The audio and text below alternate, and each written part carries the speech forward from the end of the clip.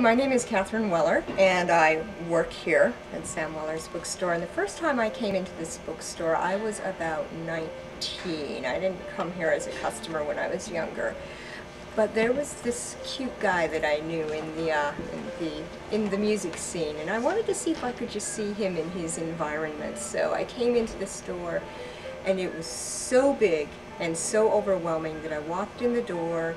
I looked around for a minute, and I turned around and I walked back out the door, and I didn't walk back in this bookstore for a good 5 years after that.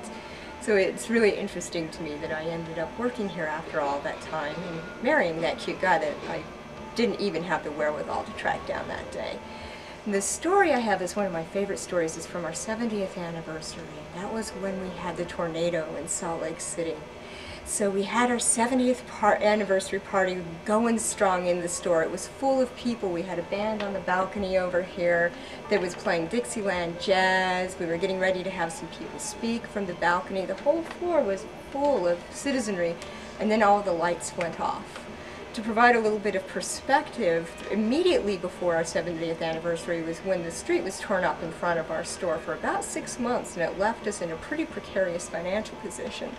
So when the lights went off, I looked at the man who was our payables guy at the time, and he said, "I think we paid the light bill." And we wondered for a minute, oh my God, did we not pay the lights? And then he said, maybe we should ask the band to play Nearer My God to Thee.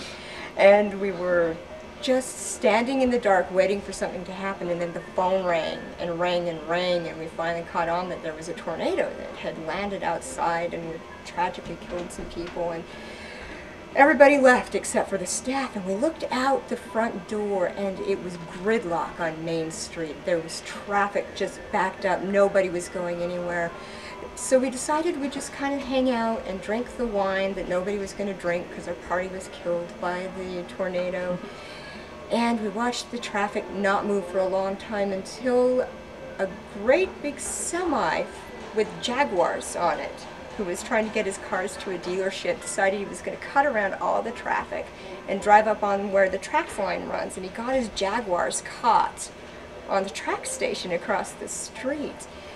And we watched him on his cell phone out there losing his job probably with this guy, and we drank our wine and toasted at the 70th anniversary of the bookstore. And it ended up being a really fantastic memory.